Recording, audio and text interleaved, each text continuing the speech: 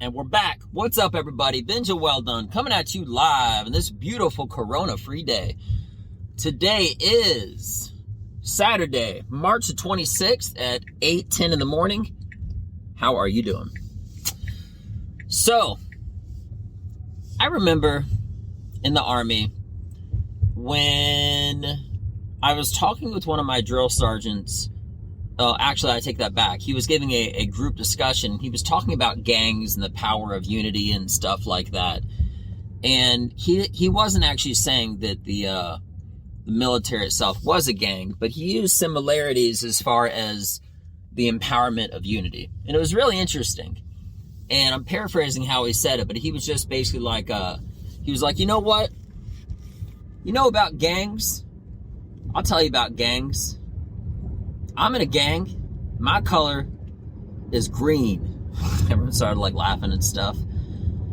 And then he just basically started like opening it up, saying stuff like this, you know, like when you're in a fraternity, that's a brotherhood.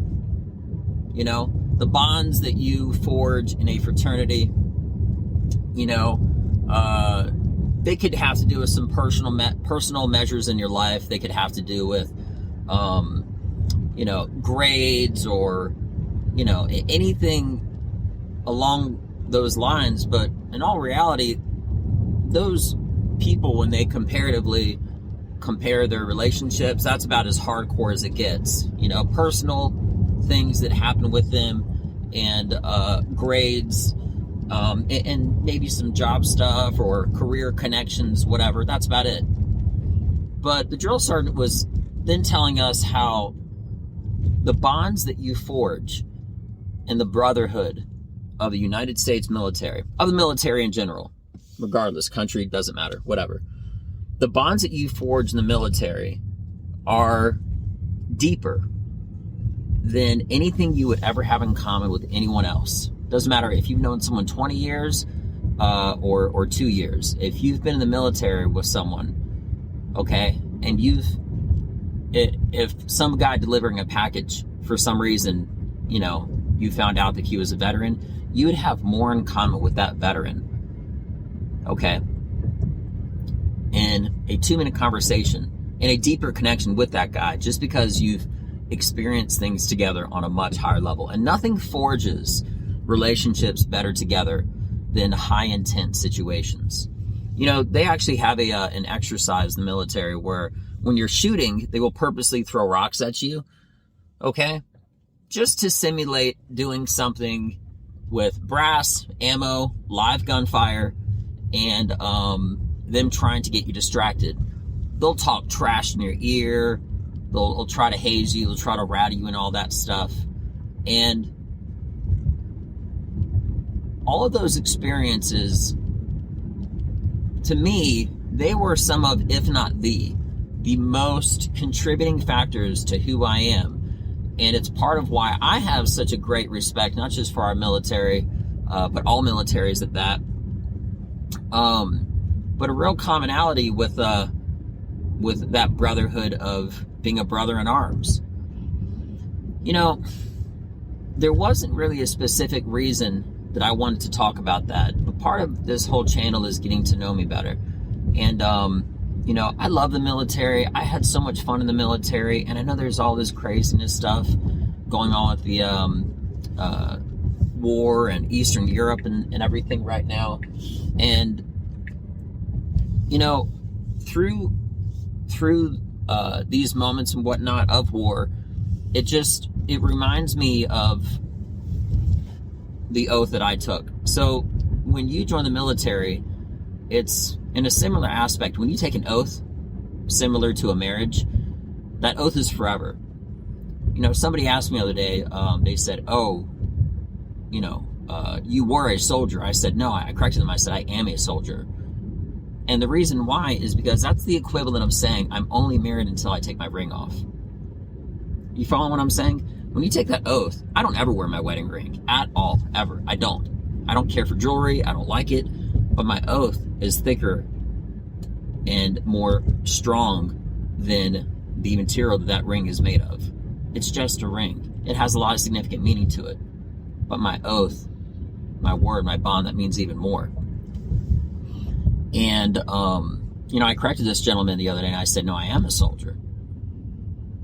And he says, but you're no longer in. And then I had to explain it to him, and he sort of had the eye-opening, revealing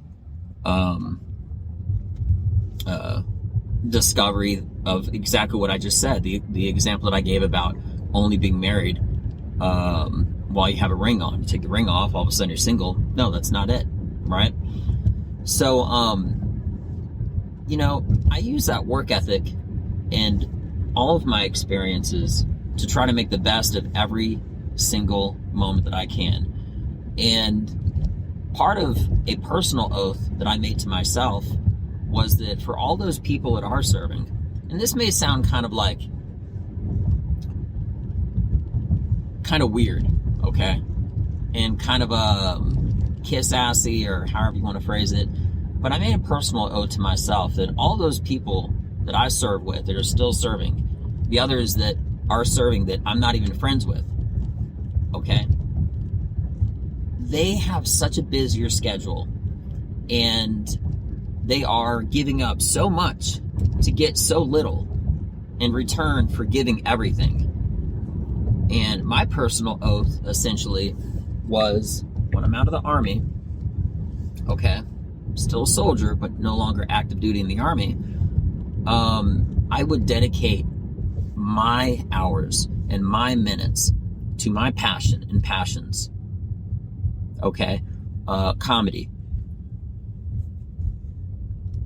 In replace of all the hours and minutes, etc., that they're giving up, I'm letting them know that I'm paying it forward. I'm using those minutes that, I'm appreciating it by not wasting time, is what I'm saying, And I take that very, very seriously, because for all the people that have given different types of sacrifices or done anything like that, okay, for nothing, for pennies to the dollar, okay, not barely getting paid anything, however much or little they gave, I want to know that their sacrifices and their moments of being away from everybody and missing out on small occasions, big occasions, every occasion, that is not being spent to waste, because I do appreciate it, and I am appreciating it, and I am using it.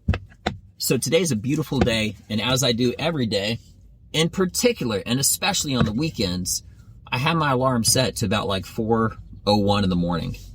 Approximately, not exact, but it's pretty exact to say approximate. But anyway, so about 4 in the morning, because I want to make sure that everything that I do is to the maximum, extreme, fullest, and I want to just soak up all that day out of gratitude, out of appreciation, out of thankfulness, and give it my most, And it just means a lot to me. It means a lot to me to really give my most.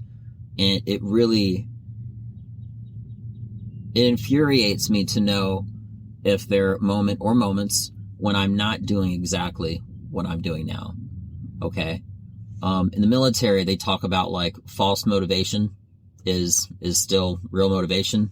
In essence, they're basically saying if you don't feel like doing it, get out there and still do it. Even on days that I may not feel that push, as I do now today, it's still extremely important to push yourself. Because if you're ever looking for a moment of inspiration, just think of everybody that's giving something to give you your free time to do what you want. Maybe they're at war, maybe they're working a night shift, maybe they're doing this, maybe you're doing that. But if you want to give the ultimate example, okay, apply it to the military, apply it to police officers, all these people and whatnot at the highest level that are giving the most and getting the least. You could use that for appreciation to propel you and motivate you, in addition to everything else that you have going on in your life or whatever. But if you're ever looking for a form of motivation, think about the time that you have because of the time that they don't have. The reason that you have this time is because others are taking theirs. So you're not wasting theirs. You're appreciating it and you're thanking them for it by using it. You're using it to the fullest. And that's what I'm doing today. I'm excited. I'm pumped up. I'm motivated. I'm going to have an amazing day. And today's going to be the best day ever. I hope everybody has a beautiful day. And maybe, just maybe, something that I said, okay, will help you in your life. And if it does, that's great. And I'm happy for it. So with that being mentioned, everyone have a beautiful day. Crush it. Kill it. I'm Benja Welldone. Check me out. Peace.